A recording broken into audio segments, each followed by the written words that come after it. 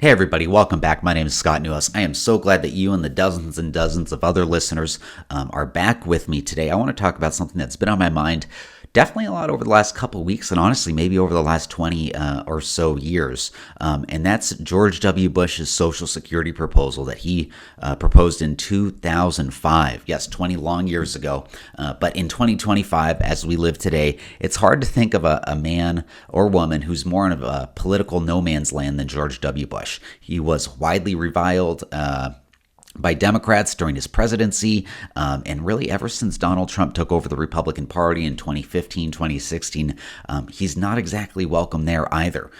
He has not been to the last 3 Republican conventions, which is really unheard of for a former president and their party.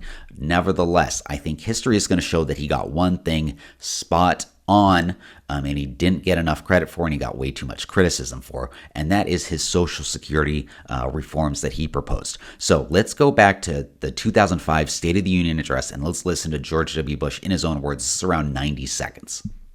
Social Security was a great moral success of the 20th century, and we must honor its great purposes in this new century. The system, however, on its current path is headed toward bankruptcy, and so we must join together to strengthen and save Social Security. Today, more than 45 million Americans receive Social Security benefits, and millions more are nearing retirement. And for them, the system is sound and fiscally strong. I have a message for every American who is 55 or older. Do not let anyone mislead you. For you, the Social Security system will not change in any way. Social Security was created decades ago for a very different era. In those days, people did not live as long. Benefits were much lower than they are today. And a half century ago, about 16 workers paid into the system for each person drawing benefits. And instead of 16 workers paying in for every beneficiary, right now, it's only about 3 workers.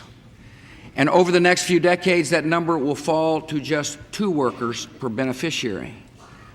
With each passing year, fewer workers are paying ever higher benefits to an ever larger number of retirees.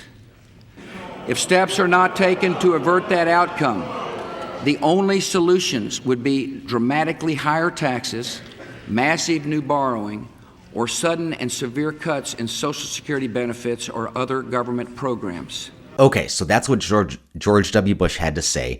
Basically, because of his worry about Social Security as a program, he wanted to make it a modernized program to reflect, the realities of the modern world, as he said in that message.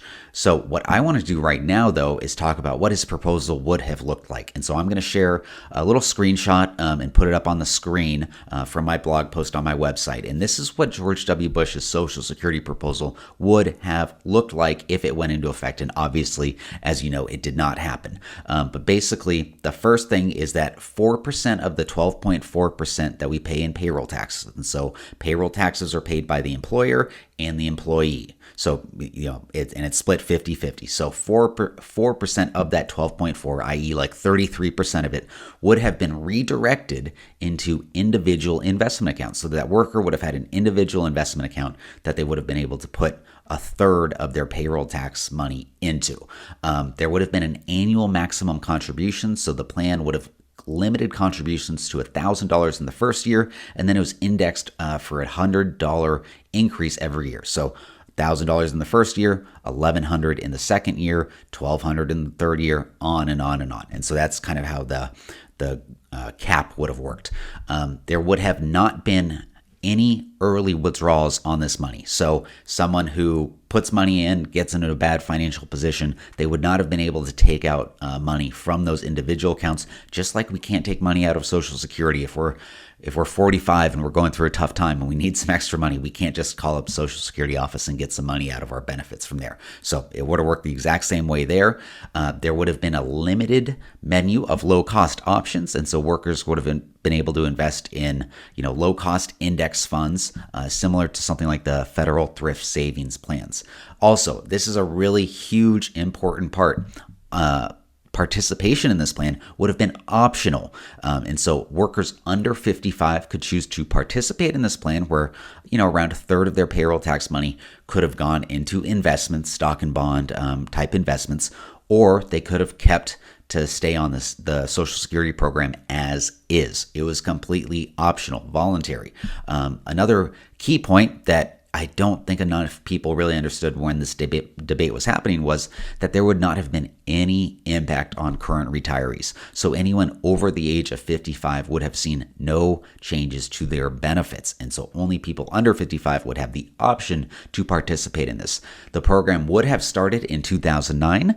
And then this is kind of how it would work kind of when you get to retirement. So as I said before, around a third, 32, 33% would have gone into those optional investment accounts. And then the other 68, 67% of payroll tax money would have gone to Social Security program as is. So you'd still have around 67% of your Social Security benefit. And then that other third would be in those optional investment accounts.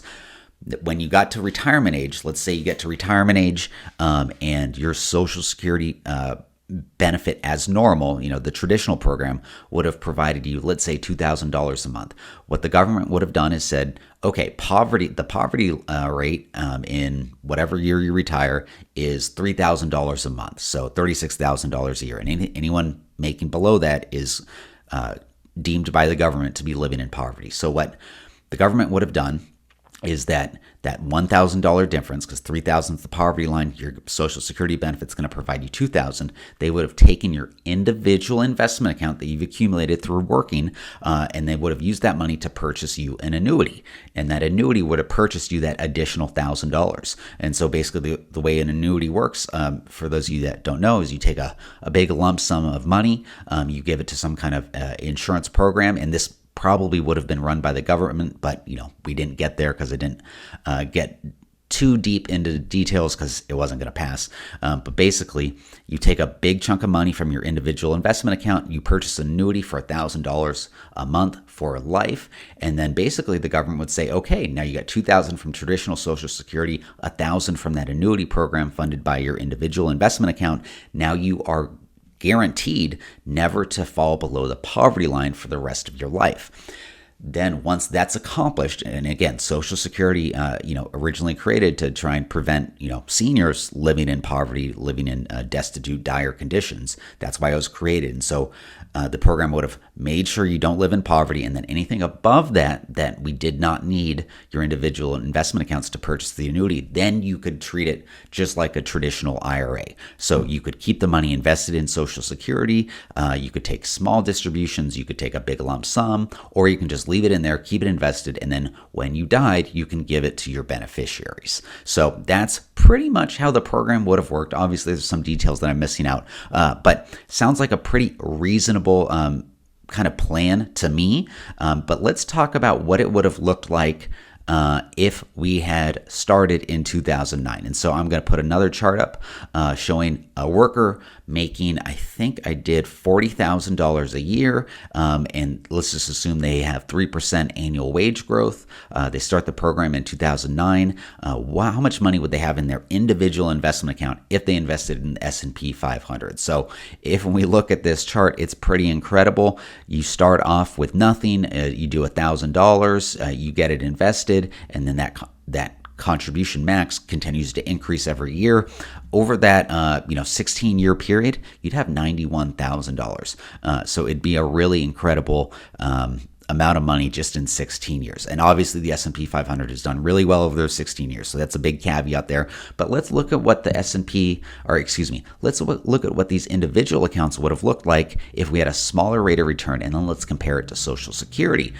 But let's also make sure that we compare it over 40 years, because that's typically maybe a little bit long, but that's around the time frame that we have to be able to work. If someone's working from 25 to 65, It's a 40-year period. So let's look at this chart that I've got up here. So in the blue, we have the Bush personal accounts, personal investment accounts. And again, we're going to assume S&P 500 at 9% a year. That's historically accurate in terms of stock market returns.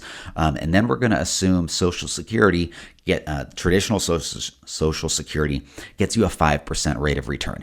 That's a little tough to kind of diagnose the exact internal rate of return that Social Security gets you.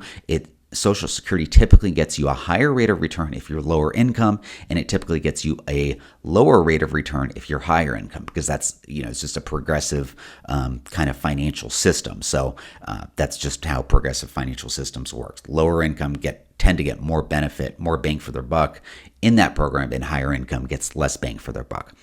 So if we assume 5% for Social Security, it still does well for over a 40-year period, assuming that portion of the money goes in traditional Social Security. It would end up with $297,000.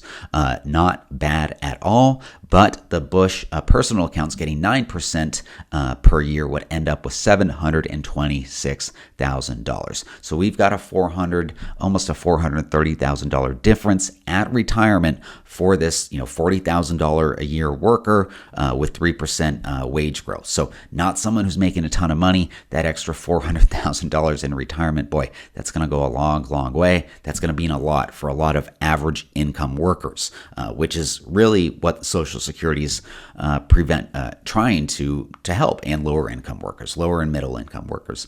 That's really the main intended beneficiaries there. And then I've just got one more chart. I'll put it up, just what the income contribution levels and balances would be at different time periods. I'm not going to put up all 40 different line items there, but there's a few of them there that you could check out that I'll put up on the screen as well. So why did this not pass? Well, we all know politics is a rough and tumble sport.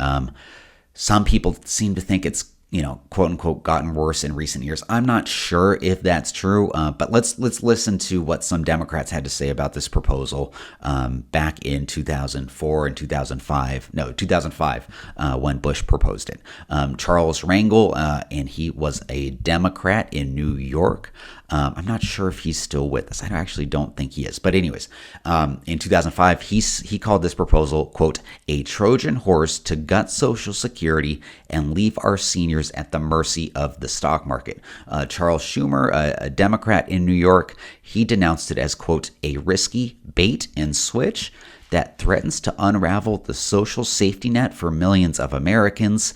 And then we've got Chuck Schumer, who dismissed it as, quote, Social Security roulette, a gamble that could leave millions of seniors with nothing if the market crashes. Look, as I've just kind of explained the system, let me just ask you at home, do you think those characterizations are fair? Do you think that's accurate in terms of what we talked about? I will grant, a third of the money is going to a stock and bond portfolio. So there is absolutely money invested in the stock market. As we all know, that is not a guaranteed way to make money. Stock market can lose money over certain periods of years. The long term has been really good, but boy, I definitely think that these characterizations were misleading. I think they're overly negative.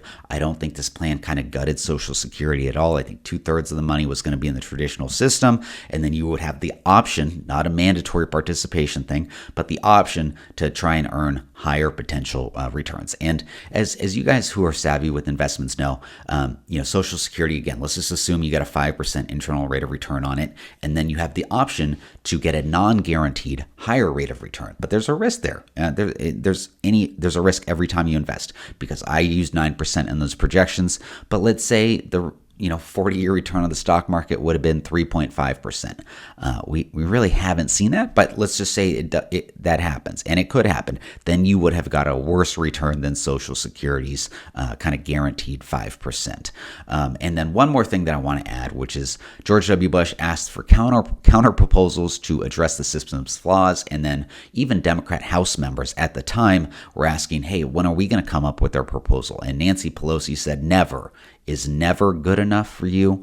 So in my mind, and obviously I'm biased because, not necessarily that I, love everything George W. Bush did. He was a flawed person and politician that I think, most of them, all of them are. But I am biased in favor of capital markets. And so I think George W. Bush really had a way to modernize the system, allow people who wanted to take on that extra risk to earn potentially more. And then I also think that not only would those individual workers have more, but the system as a whole would be on much stronger financial footing if we would have been able to get higher returns than the guaranteed rate of return that we get from Social Security. But unfortunately, these kind of attack ads and these nasty words, they succeeded. Republicans did not do a good job communicating the long-term benefits as well as the safeguards in the program. And so the bill failed and it never came up again. So instead of changing Social Security to the modern world, harnessing the power of the capital markets, which I think are enormously effective, we chose to stick to the same government-mandated model, pay-as-you-go model that is on the cusp of a 23% benefit cut just in the next decade, 2034. The Social Security Trust Fund is estimated to be depleted by then, at which point payroll taxes are only going to be able to cover 77% of the program's cost. And then we will have to either raise taxes or cut expenses or borrow massive amounts of money to be able to cover that shortfall. And that is, by the way, exactly as George W. Bush predicted it would happen. So I think the data is clear on this. I think my analysis on this is spot on. George W. Bush was right about Social Security. It is our massive mistake that we did not take up this proposal, change the program to the modern world. And in my mind, this might be one of the greatest misses in recent American policy history. That's all I've got for today. I hope it was helpful. I hope you guys have a great day.